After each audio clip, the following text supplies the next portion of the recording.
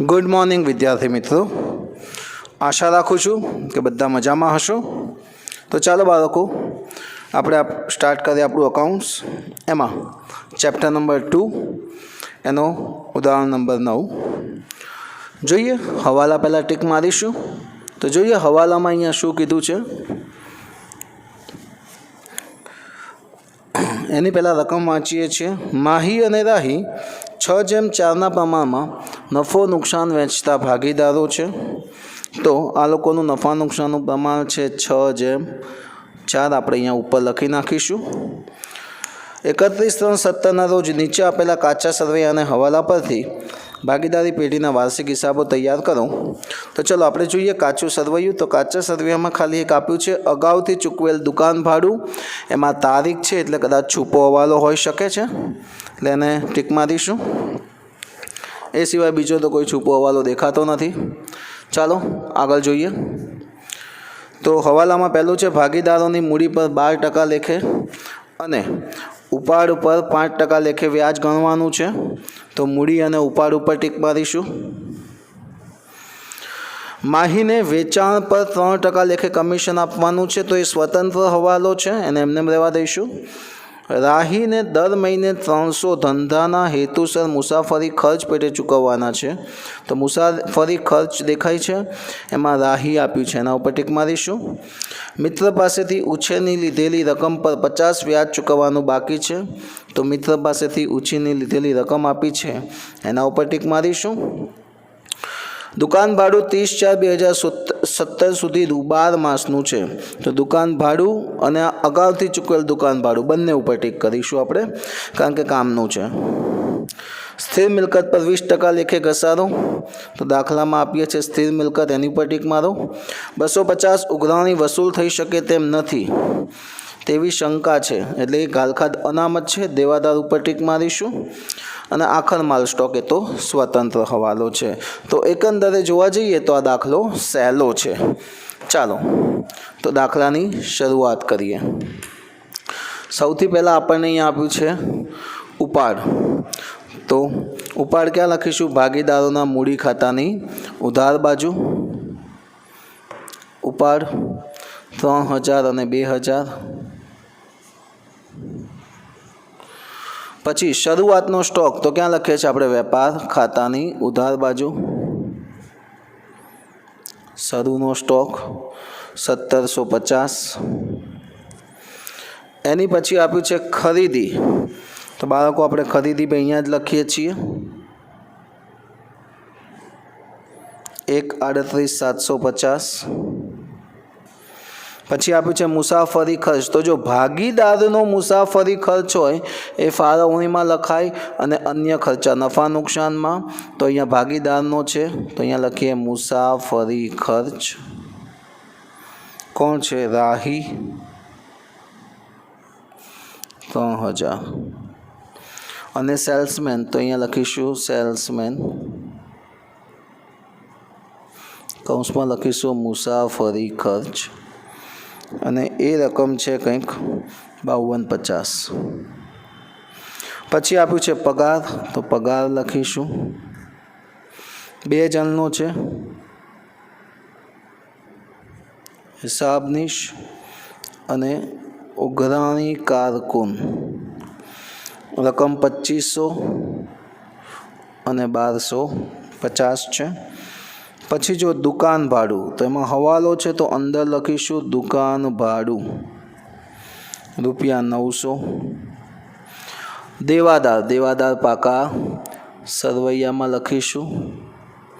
હવાલો છે, તો અંદર લખીશું 5000. લારી ભાડું કૌંસમાં લખ્યું છે માલ, તો આ ખરીદીને લગતો ખર્ચો છે, તો વેપાર ખાતામાં લખીશું લારી ભાડું ₹900. લારી ભાડું ₹7500 છે. પછી જાહેરાત ખર્ચ, તો નફા નુકસાનમાં જાહેરાત ખર્ચ રૂપિયા 10,000. હવે જો એની પછી અગાઉથી ચૂકવેલ દુકાન ભાડું, તો જો ક્યારેય મેં તમને શીખવાડ્યું કે આવું અગાઉથી ચૂકવેલું કે ચૂકવવાનું બાકી આવો કોઈ શબ્દ કાચા સરવૈયામાં આપે તો આપણે ડાયરેક્ટ ક્યાં નાખતા હતા? પાકા સરવૈયામાં. પણ આ પાકા સરવૈયામાં નાખતા પહેલાં જુઓ તો આને લગતો એક હવાલો પણ છે અને પ્લસમાં અહીંયા કૌંસમાં તારીખ આપી છે 1/4/2016, એટલે આપણે ચાલુ વર્ષની તારીખ છે. તો એનો મતલબ એવો થયો કે આજે ચાલુ વર્ષનું એક ચોથા મહિનાનું જે ભાડું છે આપણને ગયા વર્ષે એડવાન્સમાં મળી ગયું હતું.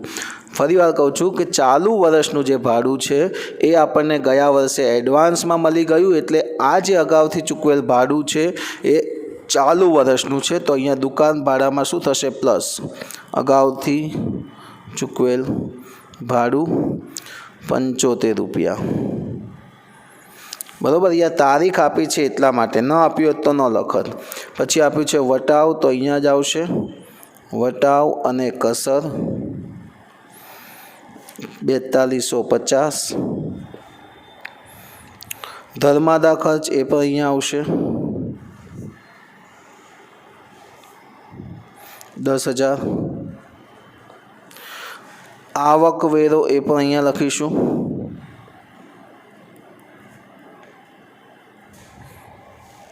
12,500.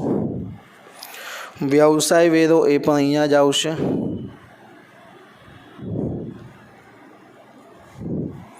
125. બેંક ઓવરડ્રાફ્ટનું વ્યાજ એ પણ અહીંયા જ લખાશે. બેંક ઓડી વ્યાજ 6,000. તો એની પછી આપ્યું છે બેંક કમિશન. તો આપણે બેંક કમિશન ક્યાં લખીશું? નફા નુકસાનની ઉધાર બાજુ. અહીંયા ભરાઈ ગયું છે તો અહીંયા લખીએ.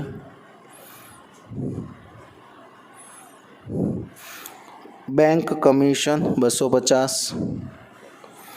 પછી આપ્યું છે SBIના શેર. શેર એ મિલકત કહેવાશે, મિલકત લેવા બાજુ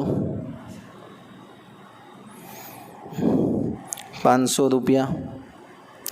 સ્થિર મિલકત એ પણ મિલકત જ છે, અહીંયા આવશે 1250.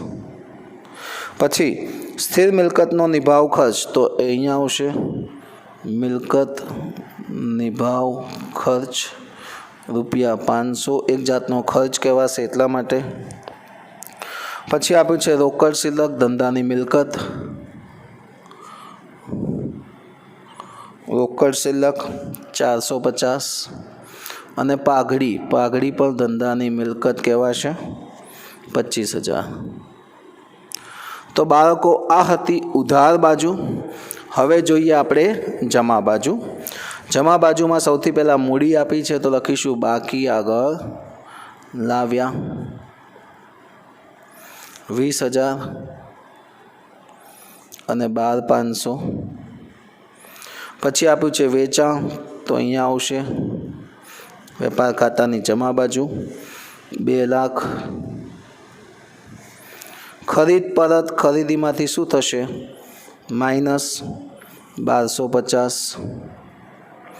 1,38,750 માઇનસ 1250 કરીએ 1,37,500.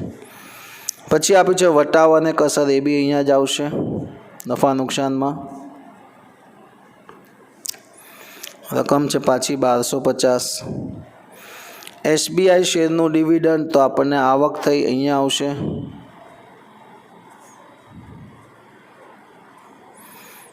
50 રૂપિયા. બેંક, બેંક એ દેવું કહેવાય, અહીંયા લખીશું બેંક દેવા બાજુ 3,000. પછી લેણદાર એ પણ દેવું કહેવાય, તે પણ અહીંયા લખીશું 1250. અને મિત્ર પાસેથી ઉછીની રકમ એ પણ અહીંયા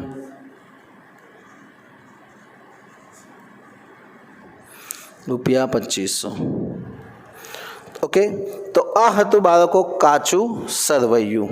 અને હવે આપણે જોઈએ છે હવાલાઓ. તો હવાલામાં ચાલુ કરીએ પહેલું, ભાગીદારને મૂડી પર 12% અને ઉપાડ પર 5% લેખે વ્યાજ ગણવાનું છે. તો ચાલો બાળકો મૂડી પર આપણે વ્યાજ ગણીએ. આ રહી મૂડી, તો અહીંયા લખાશે મૂડી પર વ્યાજ 20,000ના 12%, 12 દુ 2400 અને 12,500 એના 12%, તો આવશે 1,500. અહીંયા જમા થયું તો અહીંયા શું થશે? ઉધાર. મૂડી પર વ્યાજ માહી રાહી 2400 1,500, ટોટલ આવશે 3,900. ચાલો એની પછી જોઈએ નંબર ઉપાડ ઉપર વ્યાજ કીધું છે, તો આ તો ઉપાડ લખીએ. ઉપાડ પર વ્યાજ, ઉપાડ ઉપર વ્યાજ આપણને 5% કીધું છે, તો 3,000ના 5% 150, 2,000ના 5% થશે 100. અહીંયા ઉધાર કર્યું છે તો ફાળવણી ખાતામાં જમા બાજુ ઉપાડ પર વ્યાજ માહી રાહી 150 100 250, આ જમા છે, આ ઉધાર છે. જમા ઉધાર, ઓકે, જમા ઉધાર. ચાલો બાળકો એની પછીનો હવાલો આપણે જોઈશું. માહીને વેચાણ પર 3% લેખે કમિશન આપવાનું છે. જો આયરું વેચાણ, વેચાણ કેટલું છે બાળકો? 2 લાખ. તો 2 લાખના 3% માહીને આપણે શું આપવાનું છે? કમિશન. તો ચાલો બાળકો કઈ રીતે ગણીશું તો જોઈએ.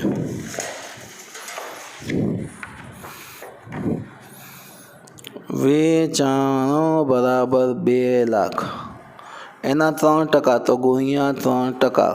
2 લાખના 3% કરીએ તો કેટલું થાય? 6,000. ઓકે, તો 6,000 આપણે માહીને શું આપશું? કમિશન. તો અહીંયા લખશું કમિશન. કોને આપવાનું છે? માહીને. તો એમ 6,000 અહીંયા ખર્ચ કહેવાય ધંધા માટે, એટલે અહીંયા ઉધાર, ભાગીદારને મળે એટલે એના ખાતે જમા.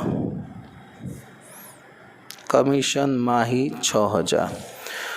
રાહીને દર મહિને 300 ધંધાના હેતુસર મુસાફરી ખર્ચ પેટે આપવાના છે. ચલો વાત કરીએ રાહીની. મુસાફરી ખર્ચ પેટે કેટલા આપવાના છે? 300 દર મહિને, એટલે 12 ગુણ્યા 3, મહિના 12 હોય, 12 ગુણ્યા 300, 12 તરી 3600. તો એમને કુલ રકમ આપવાની થશે 3600 રૂપિયા. તો હવે જો એમાંથી ઓલરેડી મુસાફરી ખર્ચના કેટલા આપ્યા છે? 3,000. તો કેટલા ચૂકવવાના બાકી? 600 રૂપિયા.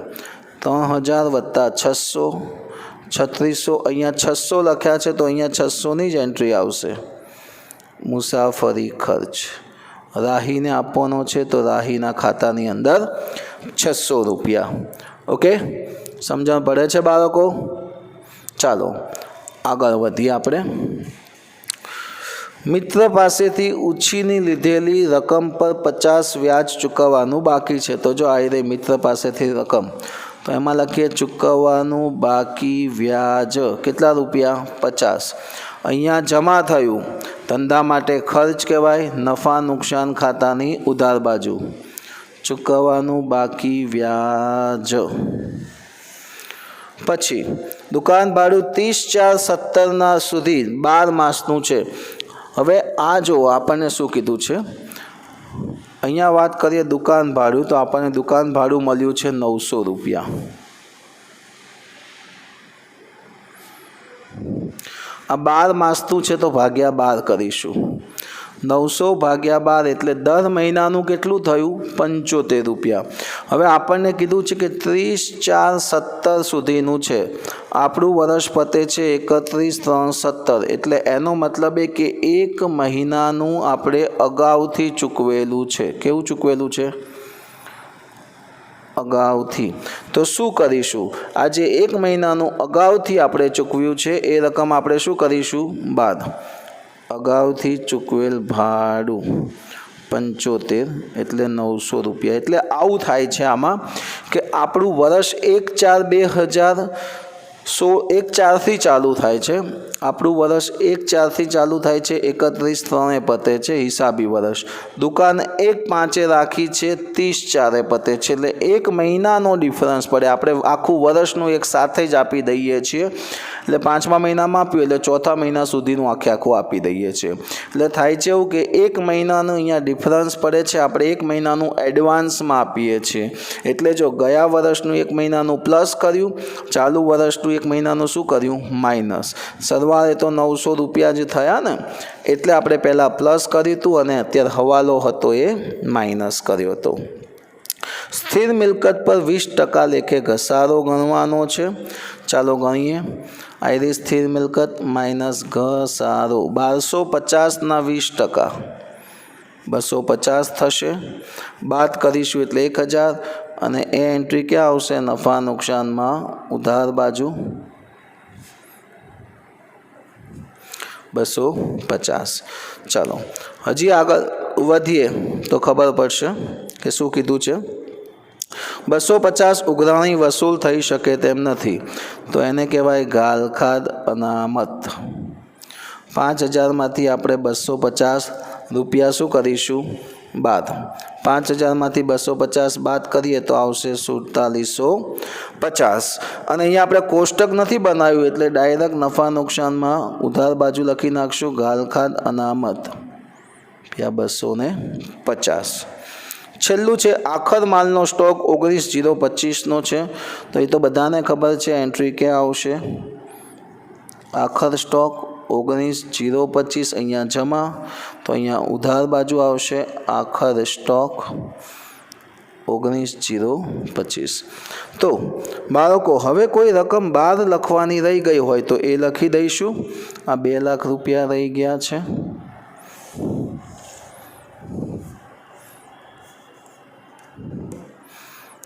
ઓકે બાકીની બધી વિગતો બહાર આવી ચૂકી છે તો હવે છેલ્લો ટોપિક કરીએ આપણે આનું ટોટલ મારીશું તો ટોટલ મારતા પહેલાં બી આપણે જોઈ લઈએ દરેક હવાલાની 2 એન્ટ્રી છે આખર સ્ટોક 2 એન્ટ્રી ગાલખાદ તો એની બીજી એન્ટ્રી મિલકતનો ઘસારો એની બીજી એન્ટ્રી ચૂકવવાના બાકી વ્યાજની 2 એન્ટ્રી મૂડી પર વ્યાજની 2 એન્ટ્રી કમિશનની 2 એન્ટ્રી મુસાફરી ખર્ચની 2 એન્ટ્રી ઉપાડ પર વ્યાજની 2 એન્ટ્રી અગાઉથી ચૂકવેલું ભાડું પાકા સરવાળામાં બીજી એન્ટ્રી આપવાની રહી ગઈ છે જો ઉધારમાંથી માઇનસ એટલે જમા થયું અહીંયા જમા તો અહીંયા શું થશે ઉધાર અગાઉથી ચૂકવેલો ભાડું 75 રૂપિયા ઓકે આટલું ચેક કર્યા પછી જ બાળકો આપણે દાખલો આગળ વધારીશું ચાલો હવે આનું આપણે ટોટલ મારીશું પહેલાં હું દરેક ખાતા બંધ કરી દઉં પછી એનું ટોટલ કરીશું હંમેશા ખાતા બંધ કરો ત્યારે નીચે આ રીતે ડબલ લાઈન કરવાની રહેશે તો જ ખબર પડે કે ખાતું બંધ કર્યું છે ચાલો હવે આપણે એનું ટોટલ મારીશું 2 લાખ વત્તા 19/025 2,19,025 એમાંથી 1,750 1,37,500 અને 7500 આટલી રકમ આપણે શું કરીશું બાળકો બાદ કરીએ તો આપણને મળે છે 72,275 આ જે મળ્યું એને શું કહેવાશે કાચો નફો ક્યાં લઈ જઈશું નફા નુકસાનમાં 72,275 રૂપિયા ઓકે હવે આપણે નફા નુકસાન ખાતું બંધ કરીશું તો 72,275 વત્તા 1250 વત્તા 50 કરીએ તો જવાબ આવે છે 73,575